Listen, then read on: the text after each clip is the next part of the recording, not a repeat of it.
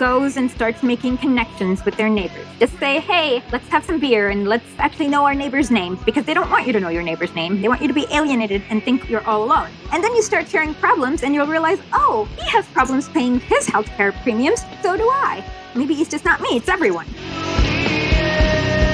Do you know what the difference between a dictator and a democracy is? And I say it as a joke, but it's more or less serious. A dictator is someone who won't let U.S. oil companies drill oil on their country. A democracy is somebody who will.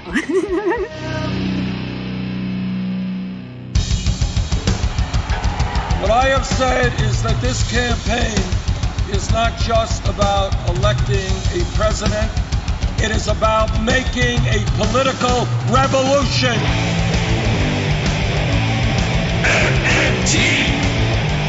Taking money from our children and borrowing from China. People are dying. Is the program so critical it's worth borrowing money from China to pay for it? And if not, I'll get rid of it. Stop lying!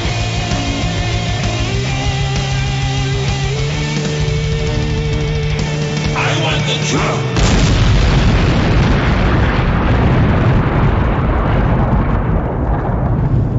Now let's see if we can avoid the apocalypse altogether. Here's another episode of Macro and Cheese with your host, Steve Grumbine. All right, and this is Steve with Macro and Cheese. Today I have Esha Krishnaswamy, and I am so grateful to have her join me.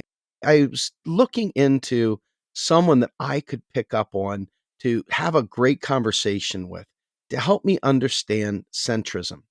Centrism drives me crazy. It literally drives me crazy. It feels like milk toast. It feels like one of those Zwieback cookies that your children chew on for teething. And it really doesn't have any flavor. It doesn't really have anything. And when we were talking offline as I was preparing for the show, I realized that Esha is the perfect person to talk to this about, because she has a historical perspective, which you'll understand why in a moment. And she also has a great take in the modern sense of the word as to the here and now, what's happening today.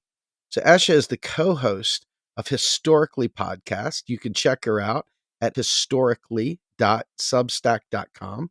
She also writes for FAIR at fair.org. She is also very involved in MMT, or modern monetary theory, and has presented her work at the MMT conference in New York and the Moscow Academic Economic Conference. Pretty good stuff right there. And with that, let me welcome my guest, Esha. Thank you so much for joining me today. Thank you, Steve. It's been a long time. I think the last time I saw you was at Stony Brook at the MMT conference. Yes, it's been a while, hasn't it? The conditions of our meeting then versus our conditions of meeting now are one of two different flavors of hope. I mean, I think we were all brimming with possibilities at Stony Brook. We thought we had this huge intersectional movement going on. We had Stephanie, who's leading the charge for Bernie Sanders, great robust package. And all of a sudden, out of the blue, even after Bernie won all these primaries, suddenly he's taken out of the mix. Where'd he go? And there's Barack Obama and Bill Clinton and the rest of the establishment backslapping each other that they quote unquote hashtag stop Sanders. And you're like, well, what did we lose to? What just happened? Empire striking back. The empire strikes back indeed. So do me a favor, frame this for me, because the term centrism is thrown out a lot. We always talk about centrist this, centrist that, and establishment this and establishment that. But there's a historical context to centrism, and it shows up all around the world in many different governments and many different political circles and throughout the history of time. Talk to me about the essence of centrism. My favorite quote about centrism comes from this German socialist called August Bebel. He says that it is always the same old eternal struggle. On the one hand, you have the right. On the other hand, you have the left. And in the middle, we have the swamp. And so it's the swamp in between. So the swamp in between. And didn't Trump say he was going to clean out the swamp? He was going to drain the swamp or He something. made it bigger and more swampy. He filled it up with more swampy swampers. Yes. So with that in mind, one of the things you raised was the origins of centrism. Okay. I think that's a good place to start. I would say, I don't know if it started with the socialist movement, but I remember reading something from E. Belfort Bax on liberalism versus socialism way back in 1890. And he talks about how under feudalism, I guess feudalism, not everyone was a slave or a serf. Some were guild member artisans, and they'd make their own craft and sell it. So liberalism is the advocacy of that group of craft makers. So, for example, John Locke, one of the premier liberal philosophers or philosophers of liberalism, had a theory of government, which is God gives you rights. And because God gives you rights, you have a right to property. He says that property happens when you mix your labor with a natural element. But then when you ask about inheritance, he's like, that's just stored labor. And when you ask about income inequality, he's like, well, he thinks your great great great grandfather can store his labor and give you like $10 million today where you do no labor. So it just shows you the logical disconnect in that. So in the 1500s or 1400s or 1700s, when there was an aristocracy and then there was a level of guild makers, that was progressive to advocate for the guild makers because you wanted to weaken the aristocracy. But majority of the countries have gotten rid of our royals. And so now the people who are on the top don't want any more change. And that is where you get liberalism from, I guess. Okay, so in that context, in the United States today, as it stands, we have what would be called a conservative party, and we have what you would call a liberal party, conservatism and liberalism. How would you define centrism in that context? Well, the centrism is obviously what's in between. As we mentioned, it's not well defined because it's the swamp in between. So now what we need to think about is each party's role separately, and then you triangulate. So with the Republican Party, if we're using analogies, let's say Tsarist Russia analogy, they would be the Tsar and his family and his cabinet, right? Right. Their function is to be basically the Tsar. They also don't mind having like a single Tsar, like a president. And it's all about the Tsar. And the thing about the Tsar is that he's not always stable. He's had centuries of inbreeding, so he's not always consistent. He can be embarrassing, and he's not always profitable. But if you're in the inner league, you can do whatever you want. But the Democratic Party, believe it or not, in Tsarist Russia, they had a very similar party called the Constitutional Democrats, or the Cadets. And what's really funny is when you read about the cadets, so here Lenin from 1906 explains the different kind of parties. We'll put the link in the description box below. Let me read this, and you'll see that each party has a role. The Octobrists are a real class organization of landlords and big capitalists. The counter-revolutionary character of this section of the bourgeois is perfectly obvious. It stands on the side of the autocracy, although still haggling within it over the division of power.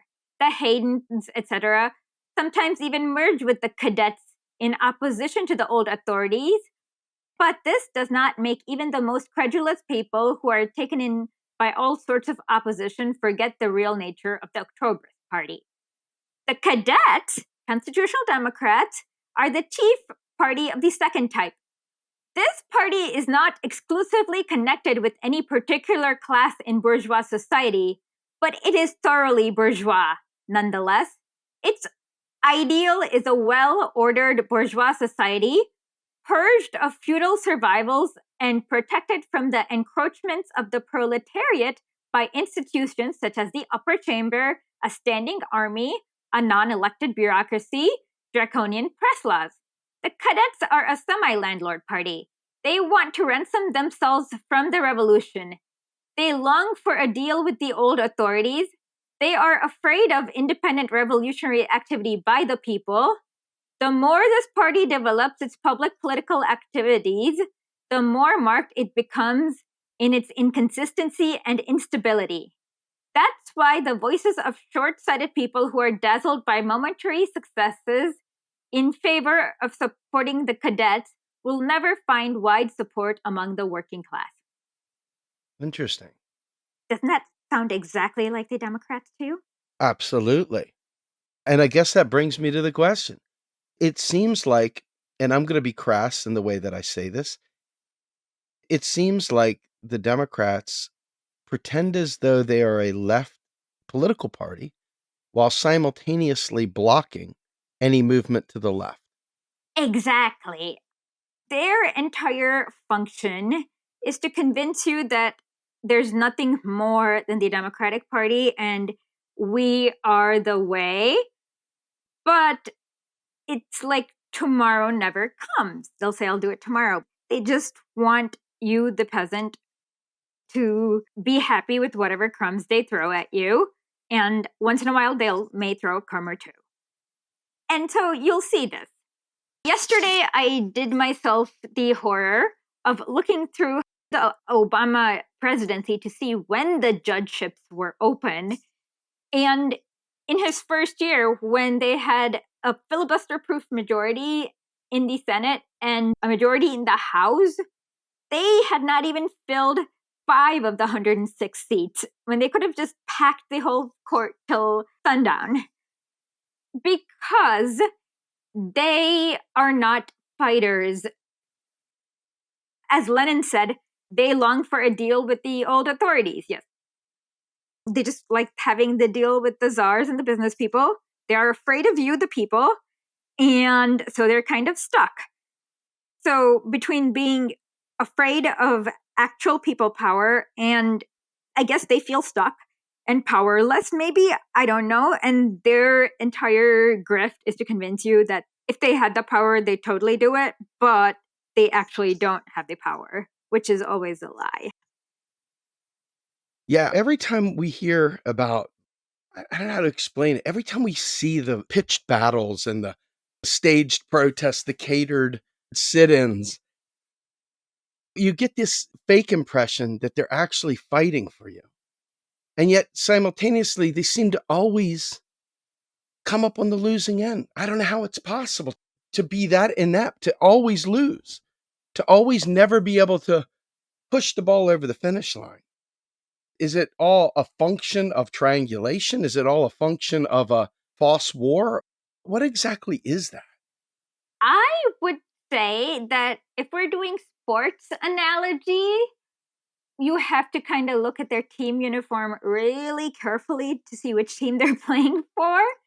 And if we're doing war analogies, I would say they're the first step in which power concedes. So they are what people in power want you to think is an opposition.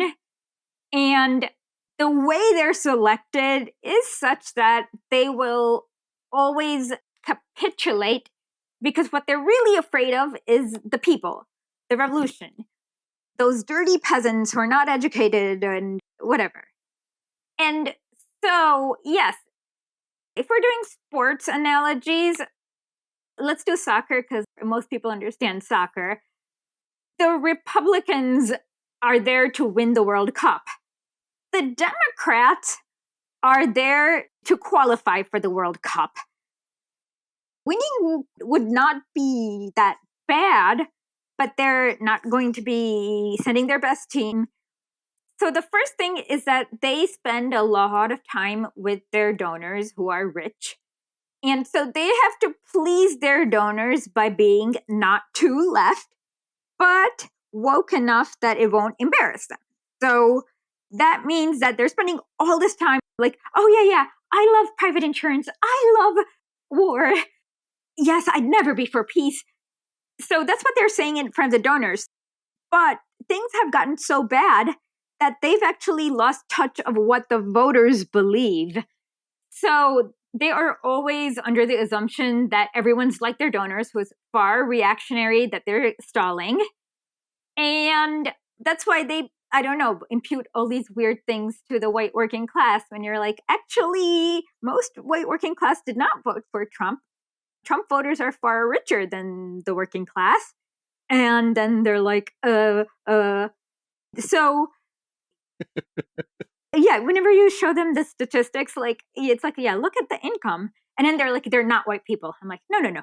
They separated the income level here. White working class. I've had this before. I can show you the charts. Like, it was funny because this person was finding 5 excuses before she realized, yeah, it's not the white working class. It's you and your friends out there. So, and they'll never find support in the white support among the working class, as we can tell. And what they do is they pre-compromise. So in Lenin's time, the peasants and the workers wanted no czar. We want all power to the Soviets. Soviets were little worker councils. So that's what their demands were. The czar's demand is, okay, peasants, you need to still be slaves and work on land and be serfs. I want to be czar. And the cadet party's compromised position was, after lots and lots and lots of protests by the peasants and the serfs and all that, the Tsar finally had to capitulate a little bit. And so he said, okay, let's set up a constitutional monarchy where we have a parliament, like a Duma, but I get to decide who votes, and I get to decide how much their votes count, and I get to dissolve the Duma whenever I want to if I get upset. The cadets were like, yes. And they were pretending that this farce, obviously, like, constitutional monarchy is BS. We all know that. If you have a monarch, you're not democratic. You're not anything. And so the cadets were there working with the Tsar on the Duma. And so instead of saying, let's end this feudal handhold, they were like, okay, we should transfer some property to the peasants, but we can also compensate the feudal landlords. And the peasants are like, no, we worked on this land for thousands of years. It's slaves, it's ours. And so this actually happened in 1906, and that was their compromise. And so they'll always try to convince you of that. That's where it's half the battle. Well, not even battle. It's an entire psychological operation where they don't at all work for you. For example, Barack Obama, it's in the book Inside National Healthcare by John McDonough, page 34, if you guys doubt me. On October 2nd of 2008, these insurance lobbyists and John McDonnell and some people from the Barack Obama staff.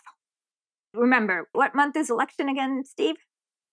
That would be November. Okay, so this was October of 2008, just so you guys remember this. They all met in a room, and then he put a list of all the different healthcare systems.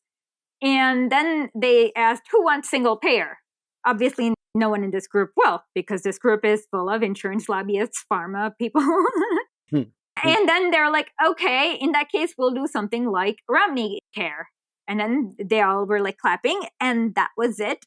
And that was when single payer was killed 1 month before the supermajority election. Wow. Oh my God. That is like a gut punch.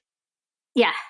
So there were these nurses in 2009, I believe, who basically got dragged out of the Senate and arrested. It was just terrible. That is so deeply depressing. Yes. I'm sitting here thinking to myself, hope and change. You think of the whole entire movement away from W as the economy is collapsing, as the world around you is knowing nothing but war, as we're still getting the Red Scare, all the alerts, and you got guys in the airports. We've still got all this fear porn for terrorism. In comes Obama, and everybody's thinking it's going to change everything. And 1 month before he wins the nomination, campaigning as the leftiest of left, and turns out nothing could have been further from the truth.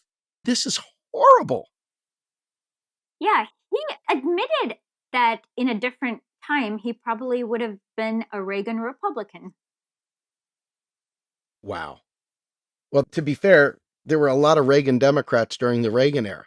This dynamic in the US has been on display since Bacon's Rebellion. Whenever you see the working class try to unite in any kind of struggle, they throw a wedge issue in there. And you watch as the quote unquote white supremacist slash landowner group consolidates power back and forth, and it jumps back and forth. You see the radical Republicans were the ones that helped free the slaves.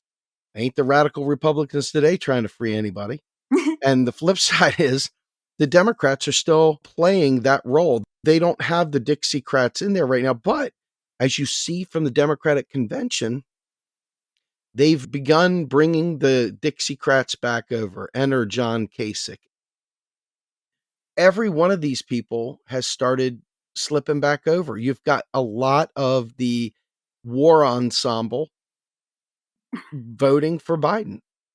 This is not to say by any stretch of the imagination that Trump is good. This is just to show the weird plurality as the landowners and the ownership class in this nation consolidates power once again. It's amazing. Exactly. And if we're using Russia analogies again, think of Trump as the czar. Everyone agrees he's bad, he's horrible, he's terrible. Like, there's not a single person who would disagree with that. So it's like you're talking about everyone else but the czar. So that's kind of how I tell people. That way we don't get people saying, you're whitewashing Trump. And it's like, not quite. It's just that his nature is not hidden. Because he's so brazen and open about the barbarity, you just need to talk about him less, I guess. I think what's troubling, you play out the Medicare for all. Huge, huge support, populist support throughout the nation. 69%, and among normal people. They're not, so it's the average person. Of course, this is different. Average person is not average voter, and average voter is not average party member. But 69% of all Americans love Medicare for all. Yep. I'm sure there's studies out there, and I don't know what they are, and I want to know. But I'm sure there's studies to show where populism lies and where the people want relief and where they want action. And then the actual lack of democracy on the other side of this. Oh, there was a Princeton study from about 10 maybe years ago. It could be longer. And they found that the Senate is actually negatively correlated with the will of the people. Okay, so negatively correlated means if the people want something more, the more the Senate becomes against it. And if you're rich, you get what you want 100% of the time. And if you're poor, you get it maybe 0 to 5%, and that's usually by accident. So they have determined that, statistically speaking, America is an oligarchy. It makes me enraged. So I'm not here to tell somebody how to vote. That's in no way what I'm here to talk about. So let's be clear. So if anybody hears this as one way or the other, my intention is not to influence your vote. Vote however you're going to vote, but my intention is to simply shine a light on the day after the election is done. The real work has never stopped, and you're going to have this election. It's like a sedative, and in reality, nothing has changed. In fact, Joe Biden was kind enough to tell Wall Street nothing will fundamentally change when he gets in office. And I guess that's kind of the point of centrism, if what I'm hearing you say is correct, is nothing will fundamentally change, period. Yeah, but they're like a swamp. They're flowy, liquidy. They can dazzle you because they're not easy to grasp or figure out. But what it always boils down to is that if you're in power, you're not going to give people the tools to destroy you. Yes. And so what it is that they are trying to convince you that their electoral system, whatever it is possible for you to win using their system. And the only reason you're not winning is because you're not racing hard enough. But you are. The problem is that their starting line is at 100 feet and yours is at 26 miles. You're running a marathon and they're running a sprint. Right. And so electoralism, one of the features of centrism is like putting a lot of propaganda out there to make the only way of citizen participation be that election, and to make you think that there's nothing other than an election, and make you forget all about what really gave us rights. Weekend, we did not vote for a weekend, but workers striked until they got a weekend. Direct action. The sick leave, workers striked. In fact, even the Civil Rights Amendment is based on a lot of strikes amongst workers. So if you look at all these, there have been so many democratic changes to the nature of the system, but 0% of them have been through electoralism. Right. You bring up a great point because you think about this. The EPA. The EPA came into existence when? Richard Nixon. Under Richard Nixon. And let's be fair, Richard Nixon was not what we'll call the environmental president. And he did it under duress. And quite frankly, it was kind of like a, hey, get away from me. Here, have this thing. And I look at something like that and I say to myself, I don't want to get swept up in electoral politics. It's clear that movements are what moves any chance of any kind of relief for the people. At least that's my perspective. But centrism, just to put it in perspective, you see the quote unquote pussy hat march. And they That was in co-opt. 2016? Yes. Okay. You see them co-opt the concept of progressivism and fighting back and so forth. And what you get with these things is literally where movements die. They get co-opted, they get simmered down, they get placated, and then they get pushed aside. And then the anger eventually builds back up, and then they find a wedge issue, they slice it in half, they water it down, they co-opt it, and then they push it aside. At least this has been my view. Does this sound like the way centrism works, or am I missing a key element there? No, you just have to remember who they are functioned. Each society has people to do different functions. So you have the people who are brainwashing you, and then they're not going to be the same people as like the black shirts who come and beat you up. So it's that you just have to recognize the difference between the person who speaks nicely and brainwashes you versus the black shirt with the big stick. But they're working in tandem because they're both serving the same function of holding up the hierarchy the way it is. Interesting. What makes us keep falling into this? Well, I think this is particularly an American problem. Mm-hmm. I have no idea how it happened or why it happened, but when I read newspapers from the 1930s to like 1920s, 30s, 50s, and 60s, you see like people are aware of this thing called class, and that you realize that there is a group of society that will try to rule over the other group of society. But then something happens in the 70s and 80s that I can't explain. It just gets erased. All those newspapers got shut down, killed, whatever. And you are seen as, instead of a class, as an individual. And whatever happens, it's just your fault because you're a weak character, as opposed to we set up this societal structure, which is inherently disadvantageous to you. You see what I mean? Hmm. That's neoliberalism, is it not? Exactly. Neoliberalism in a nutshell is all about the individual. And if you don't succeed, it's your own damn fault. Everything is your fault. If you don't have good health care, it's because you didn't work hard enough, you didn't try hard enough, you didn't behave right, you didn't do what you're supposed to. You're one of those people over there. You're in the out crowd. Exactly. But it's not, because they don't want you to go outside and look at the floor plan to see that they're on the first floor while you have to run up 100,000 stairs. But that's what you need to do. You need to go out and look at the floor plan and how it's set up. There was this one statistic from, I forgot which survey it was from, but they did a survey of Ivy Leagues, not percentage wise, but in absolute numbers, like 1, 2, 3, 4. They had more kids from the 0.1% attend Ivy Leagues than the bottom 20%. Wow. The people are, they're the bouge, they're the bougie. They're the Rockefellers and the Bushes and the whoever else. Old money. Yes. Yeah, okay, yes. I was wondering why Ellen goes dancing with Bush, right? And Michelle Obama's hugging up with Bush at the White Oh, yeah. This may be slightly inappropriate, but I always think that Bush has a little bit of a crush on Michelle Obama.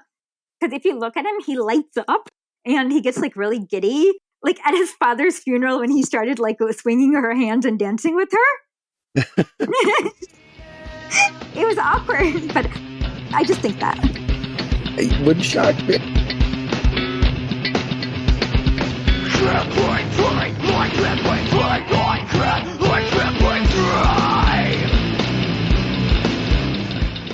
You are listening to Macro and Cheese, a podcast brought to you by Real Progressives, a non-profit organization dedicated to teaching the masses about MMT, or modern monetary theory. Please help our efforts and become a monthly donor at PayPal or Patreon. Like and follow our pages on Facebook and YouTube, and follow us on Periscope, Twitter, and Instagram.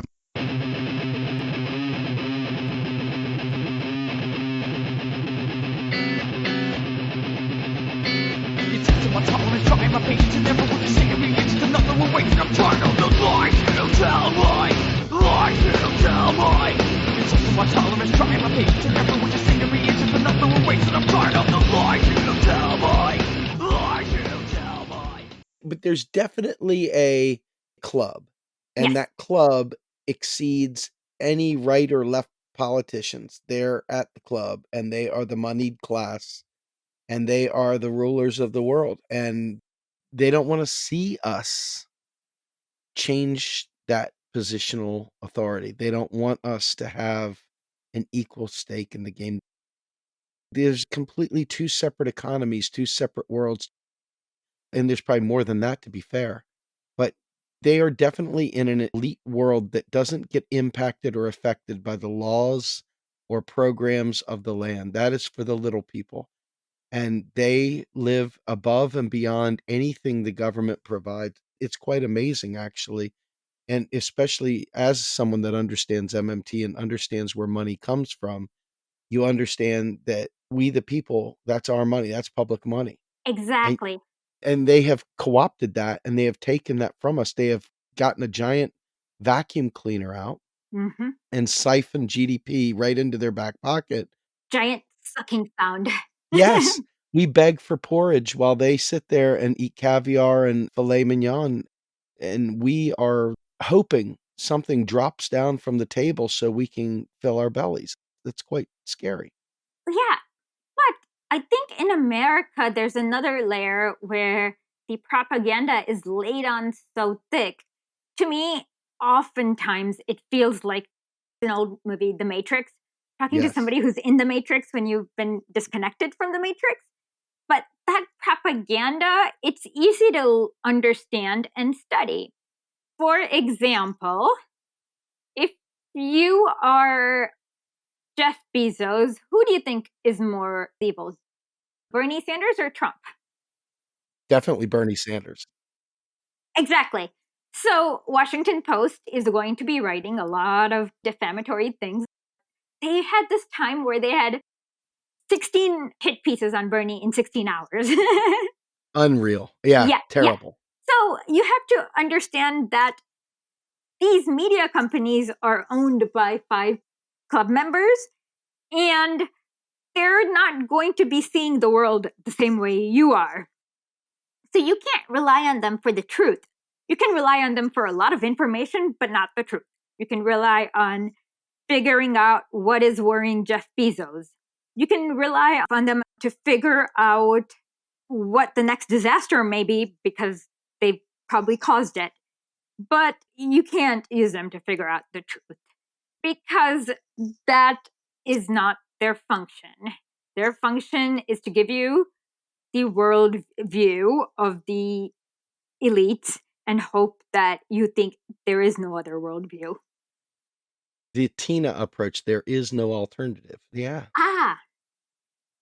There's lots of alternatives. Yes. Yes, there are. Lay some of them out for me. Talk to me about that. Let's talk about some alternatives. Okay. Well, how about instead of some alternatives, I could lay out some previous historical events? Absolutely. Let's go for it. Okay. So let's go back to 1999 in Venezuela.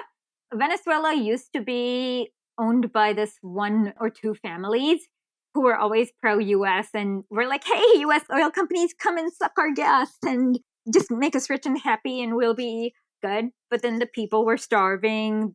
And if you think things are bad in Venezuela now, oh my God, if you look at Venezuela under capitalism, it was like hell on earth. People couldn't go to school.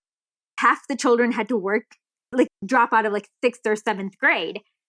And so Hugo Chavez was, I guess he did a coup. And then he got arrested. And then people went out into the streets, protested so much that in 1995, all of the presidential candidates had to put in their platform that they were going to pardon Hugo Chavez. Otherwise, like they couldn't even think about winning. And then they pardoned Hugo Chavez, and then he ran the next election. And he made a series of videos, which I highly recommend. He talks about neoliberalism, globalism, colonialism. It's really good. But he would actually just talk to the people just with his loudspeakers sometimes, if he didn't get on radio or whatever, every morning. And he talked to them about all these issues, like what is socialism, why it's better for you, what we can do. And so in 1999, he ended up winning the election by an overwhelming majority. Like, it's about as democratic as you can get. So Venezuela and Bolivia, too, in 2005, are 2 examples of where the people have been able to get to power electorally. And I would say, so that is one option. But even with that, it could not have happened if it weren't for like 2 to 3 years beforehand in Bolivia too. They privatized the water. And so all these people in Cochabamba were coming out and protesting to stop Bechtel from stealing the water. And Evo Morales emerged as a leader of that. So in both those situations, it happened electorally, but it happened because there were natural leaders that emerged out of a working class movement.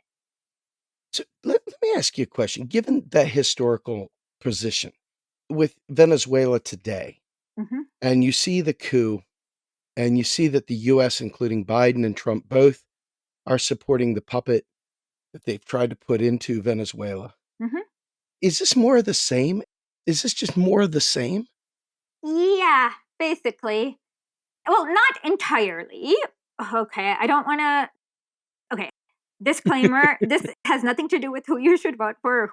I don't have a recommendation. You guys decide who's the best, and I trust you. Okay, so now, yes and no. It is more of the same in that, yes, Biden, well, even progressive senator like Chris Murphy tweeted out 2 months ago, we kind of did a coup in Venezuela. So they have the same worldview, which is the US should be like queen bee, and every other country in the world is like a worker bee who works for the queen. And that's just not the worldview that, would you agree? I hope there are Star Trek fans here who get this analogy. It's like agreeing to be assimilated by a drone. No one's going to do that willingly. No, agreed.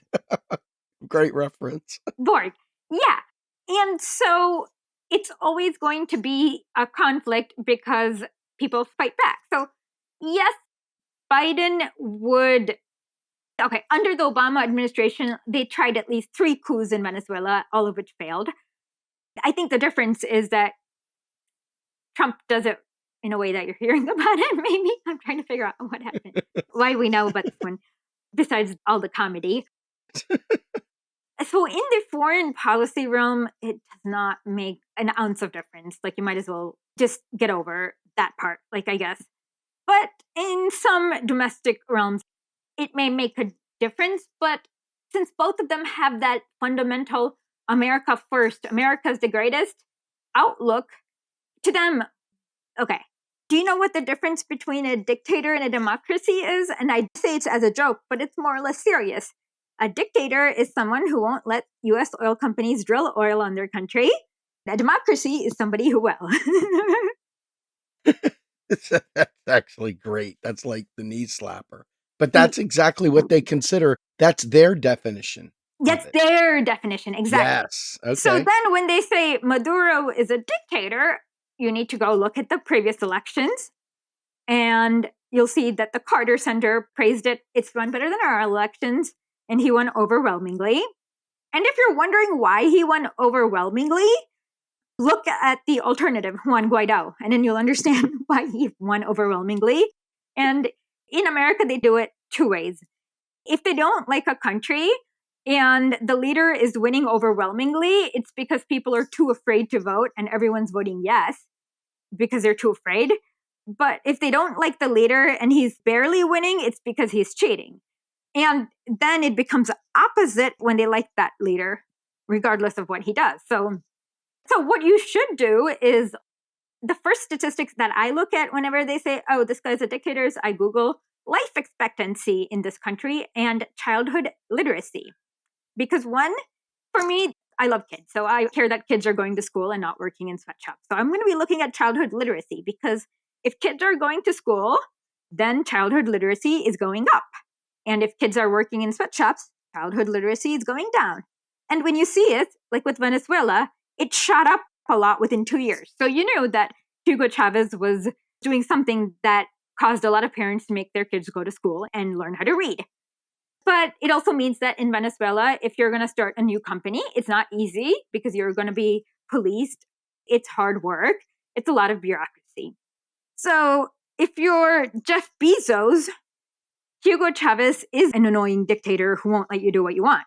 But if you're that poor fisherman, he's a great president because he's letting you send your grandchildren to school for the first time in 4 generations. Wow, that's a great way of putting it. Oh my goodness. But the problem is that the way they always make you try to put it is freedom versus dictator. It's never that simple. Usually it's something like, do I want to send my kids to school or make them work at a sweatshop? Do I want clean water or do I want water that's not clean? Usually that's the choice that other countries have. And many people in America don't get it because America's exploited so many countries that you, the American voter, does not have to think about that.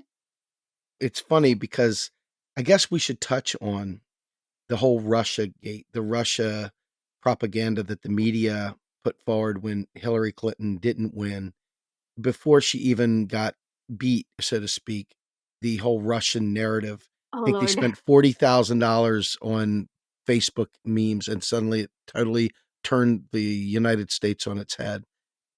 And I guess my question to you is, it's still sticking around today. If they really thought Russia had destroyed our democracy like that, you would think our warmongering nation would have already gone to war. But that's not what happened. This was largely a propaganda string. You see the treatment of Julian Assange. You see the treatment of anyone that exposes the inner secrets of these people. And quite frankly, it just screams deflection and Schadenfreude.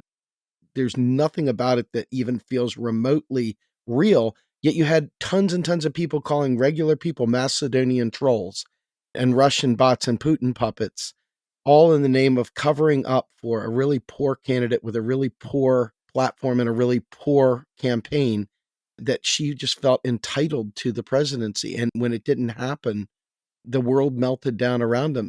And you saw the outrage come in the form of this Russiagate. I'm curious, what are your thoughts on that? Well, I think I have two thoughts on that.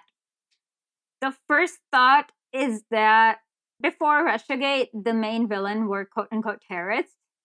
And I guess more and more the American people started seeing through that. They were like, how's that little man in the village in Afghanistan my enemy? He's not. And so I think the military industrial complex needed a new, more formidable enemy in terms of Russia, and now it's China. So that's my theory, but I don't have proof for my theory. but we do have Hillary Clinton and Rabi Mook planning this like a few days before the leaks that say what Steve said. And yes, it is entirely to stop introspection and any mistakes. Like, they don't want you to analyze what went wrong, because eventually you'll know what went wrong. They went wrong and they were against the will of the people. And so Russiagate has been there to serve as both an explanation for their screw ups and also as fodder. And it's also coming back. I remember one of the earliest iterations of Russiagate where they said, oh, Russia pushed Black Lives Matter.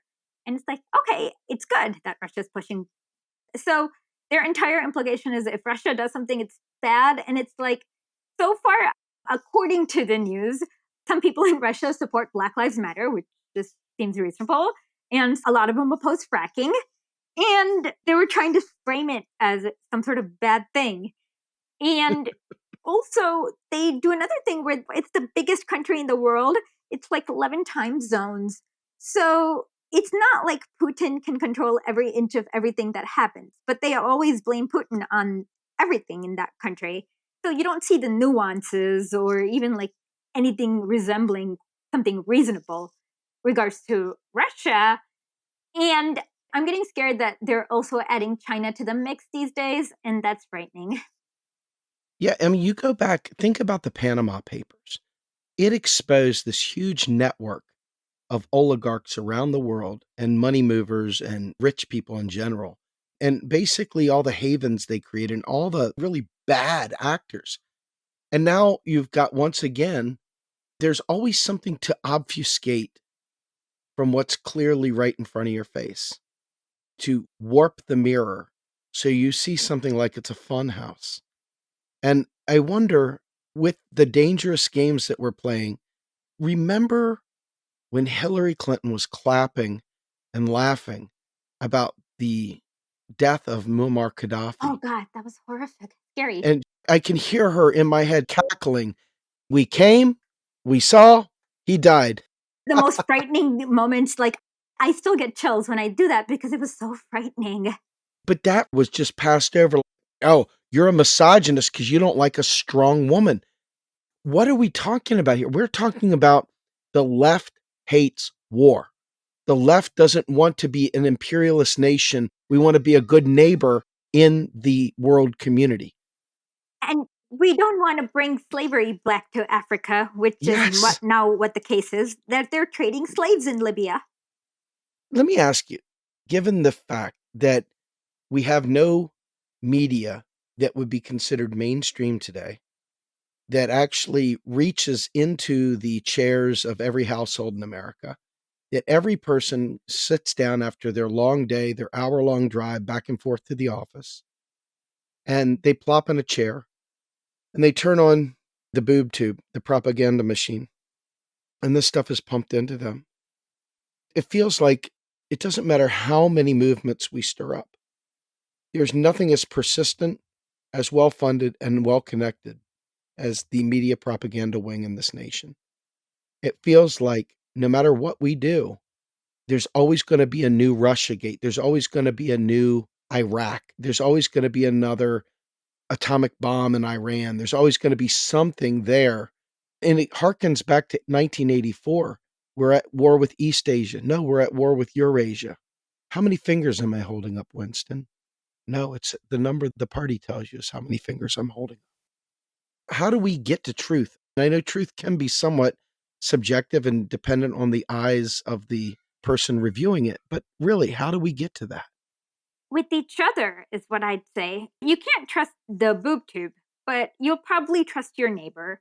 And if everyone who's listening to this show goes and starts making connections with their neighbors, just say, hey, let's have some beer and let's actually know our neighbor's name, because they don't want you to know your neighbor's name. They want you to be alienated and think you're all alone. And then you start sharing problems and you'll realize, oh, he has problems paying his healthcare premiums. So do I. Maybe it's just not me, it's everyone. And so for people who are tuning into this show, you're already a lot more politically conscious than your neighbors. So you can't be stuck in yourself. We need you to go out and talk to your neighbors and bring them a little in. And if every one of us does that, eventually we'll be able to have a movement. And so when I was canvassing for Bernie Sanders, I knocked door to door in like South Carolina, and I spoke to so many people who had so little, and I made a lot of connections. And now it's hard with the COVID to do that.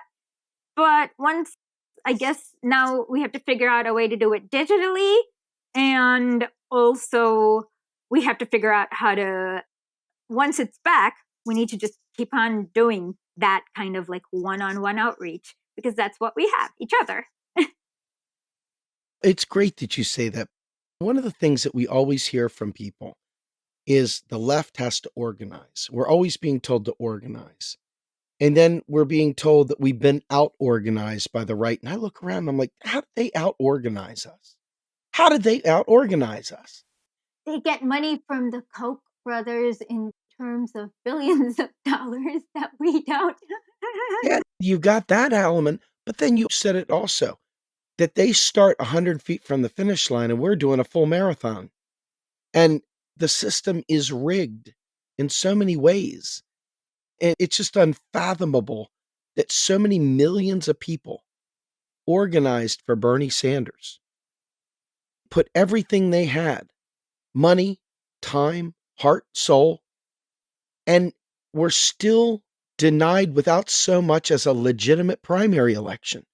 The judges in Florida, when the Becks took the DNC to court, they fought tooth and nail that we have no responsibility whatsoever to give you a fair primary. We're a private corporation. We can select who we want to be the representative of our private corporation. And yet we have this duopoly system where both of these parties can hand select whoever they want. And as you've stated, they're not there for us. They're there for capital. They're there for that oligarchy to provide us a narrative that makes us feel like they're fighting for us while simultaneously protecting the oligarch. That's a brutal eye-opener, isn't it? Yeah. What we need is a labor party that many countries have. And this is why I suggest people read theory, because if you start any party, like Steve starts the Steve Grumbine party, he's not immune to the forces of capitalism. And eventually his party will become exactly like the Democratic Party. Like I've seen this happen in countries where the Green Party actually get elected, and boom, they're one of the neoliberals. Neoliberals on bicycles, right? Exactly. So for me, I like reading Lenin a lot, mostly because he's hilarious and he always like insults everyone. If he were born today, he would be totally the worst Twitter troll ever. But he explains in one of my favorite piece is What is to be Done. And there you learn how to build a workers' party that does not get corrupted to the will of the money, because the way you fund your workers' party, he funded the party with having, back then they said 50 kopecks, which is like 50 cents maybe. Like he had each of the workers put in 50 cents and the party was only getting funded by that and not all these czars and stuff like that. So that was very, very important. Only members fund the party. Another thing is that they would always ask for the most. So instead of, oh, let's abolish the czar, they went to all power to the Soviets. Because getting rid of the czar is a half-assed measure. All power to the workers, that's 100% there. And so that was another tactic.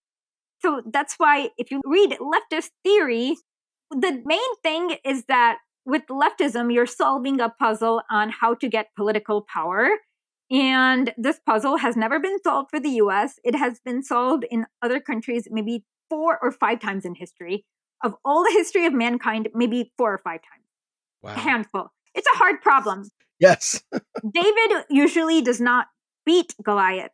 The reason why the story is in the Bible is because he was unusual. Right? Yeah. This is really enlightening. So the power dynamic that we have in this country is largely an illusion. The idea that we can vote our way to saving ourselves from extinction. No. It's largely an illusion, is it not? I would say so. I mean, I can't think of any important thing that's been done via voting alone. Listen, Donald Trump is a really bad guy. He's done a lot of horrible tweets, and he's definitely rolled back some important protections, and he has enabled some really bad actors to rise up from the ashes and say some really bad things and do some really bad things. The flip side to that is that nothing has fundamentally changed. This is largely just kind of ginning up a lot of energy to an electoral process that doesn't fix the core problem that created Trump. If you believe that Trump is a creature of neoliberalism to begin with, if you believe that the reason why he has support from quote unquote the working class, which you debunked in the beginning of this, is because suddenly he's going to take on neoliberalism, that fairy tale. No, what he has support from is people who are in the middle class Yes. who he's saying, I'm going to protect you from those hordes of working class people coming into your suburban middle America white picket fence. He basically said, I'm going to protect you guys from all this HUD crap in your communities. Don't you worry. We'll keep the pores out of your neck of the woods. Okay, why aren't the Democrats playing this in every... Okay, we know why. Okay, I did not even know this. I'll send you the tweet offline. It's horrible. Yes. Oh my God. Yes. And so that's kind of what he's appealing to. So it's about a turnout game at this point. People who are comfortable with their life, they will want to protect it at any cost. So it's not like you can convince them that you're not so bad if you're poor, because it's just something you can't convince them of. So it becomes a turnout game at this point, and whoever has a better turnout operation, and if they lose, it will be entirely Joe Biden's fault because he clearly did not have a good turnout operation, which is an essential part of a campaign. Yes. Think about this. You had Bernie Sanders with Sanders Institute. You had all these incredible things popping up. People were really beginning to believe. And then when they yanked the carpet out from under our feet, watching the people fall in line because Orange Man bad, instead of seeing what just happened to this most vital movement, it wasn't about Bernie. It was us. It was us saying, we need help. This was not the first time this has happened either. Actually, quickly, let's talk about Henry Wallace. He was like Yes. the Bernie Sanders of his day in 1930-something. Well, there's also Huey Long, but Henry Wallace, FDR had picked him as vice president for the first 3 terms. He was fiery. He was very progressive.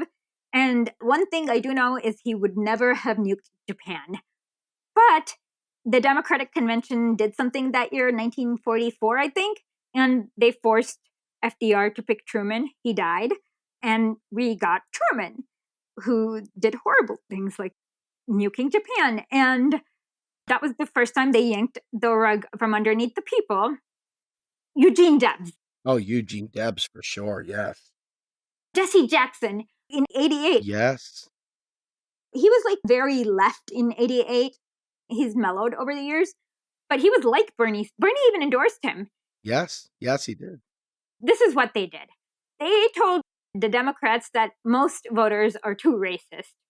And if you ask most voters, they weren't racist. It's just that they convinced Democratic voters that most voters were racist, so they tilted it to the caucus, even though these voters preferred Jesse Jackson in order to stop the lesser evil of George W. Bush. George Herbert Walker Bush. Oh, sorry. I get my... W was later. Oh, God. Yes, I'm sorry. The Daddy Bush. New World Order. Read my lips. No new taxes. Okay. Yep, that Bush. Sorry. Not mission accomplished Bush. No Okay. new taxes Bush. Yes. The big dead sucking one. sound in Ross Perot. And all that We stuff. should so elected Ross Perot. He was like talking about NAFTA, and he was totally right. He brought this big chart and said, "This is the big sucking sound of your job going to Mexico." I don't understand why anyone would not have voted for Ross Perot. I'm not old enough to vote back then, but when I look at the old videos, he was so adorable. He had UFOs in his mind, though. He was not altogether there. But in fairness, though, I was a huge Ross Perot guy for about 15 minutes, and then he flipped around and showed his true colors. He kind of went crazy off to the side. Ah, okay. You look back at history, and what you're talking about here, from Wallace, you had Eugene V. Debs, you've had many other... Oh, there was another guy in 1968 that they screwed over. Or was it in 1972? Who was the guy in 1972? They still talk about him losing as a reason why you should... He ran against Nixon, right? Mm-hmm. In 72. George McGovern. George McGovern, that's right. So you had Hillary Clinton, the Goldwater girl. And yes, poor George McGovern got crushed in a landslide. But that's because the Democrats sabotaged him. Absolutely. I forgot how, but there were a million different ways. It's interesting, though, to see that every time this happens, we get beat. And each time we're suckled back into the fold because we're made to believe that there's no alternative. And we're made to believe that we've got to vote for the lesser evil, because if we don't vote for the lesser evil, the bigger evil is going to eat us all up for dinner. And it happens, and the ratchet effect keeps going. The Republicans pull further right. The Democrats take over their old territory and pretend like they're Republicans. And then the Republicans become more radical. And then the Democrats move to the right. And it happens every election cycle. I mean, Bill Clinton and the Third Way were absolutely horrific, from rewriting the welfare laws to repealing Glass-Steagall and doing all sorts of stuff that really set the stage for the mortgage crisis. They were really instrumental in the liar's loans and setting up everything that went into the housing collapse. The Clinton era really had a heavy hand play in pushing us over the finish line to really blowing this thing up. People oftentimes forget they benefited largely from the .com era that came in just at that right time. And while simultaneously destroying more wealth, I mean, the hockey stick of wealth inequality at that point in time was ridiculous. It was almost a line going straight up and down. It wasn't even angled anymore. The wealth gap grew so tremendously under Clinton that I can't believe we don't talk about this more. It's terrifying that our saviors are frequently the ones that destroy us. Well, yeah, and that's the main thing, is that they have convinced most people that there's no way of participation outside of electoralism. And you shouldn't even be talking about elections that much. In fact, we should be talking about, like, let's make sure that everyone in our town is unionized. And think of unions as a training school. And now they've made it harder to organize unions by making everyone work from home. And so you don't get to see your colleagues to unionize with them. And so we have to think about direct action more, and we have to think bigger. Everyone should write down what their ultimate plan is and then figure out how to get there. And it's not through successive elections. I don't know how to get there, but there is a way if we're all creative enough. But it won't be through like successive elections because they'll bear down. So the problem is having people think that there's nothing other than an election to participate. Right. Esha, I just want to thank you so much for the time that you spent with me today. Let me ask you, if you had to put a bow on this, what would be your message to our listeners in regards to not only electoral politics, but centrism as a whole? You're not going to convince centrists of anything. So don't waste your time arguing with them. they'll always flow properly depending on wherever there's gaps. So you are much better off with convincing people who are not politically awake, who are so busy, the person who has 2 jobs and works 13 hours a day. Those are the people you can reach. And so just like you can't argue with your racist uncle, you can't argue with the centrist, you can't reason them. You just have to convince people around them. All right. Well, with that, I want to thank you so much for joining us. How can we find you? I know we talked about your podcast and your Substack earlier. How can we find your work? Well, you can find me on Twitter at ESHALEGAL. And that's actually about it. Well, I love your podcast as well. And that's at the Substack. Is that where you host it? Yep. And the podcast account is HISTORIC_LY. Very good. So with that, I want to thank you all. This is Steve Grumbine and Esha, Macro and Cheese. We're out of here. Have a good day, everyone. Have a good day, Steve. Bye. You too. Bye-bye.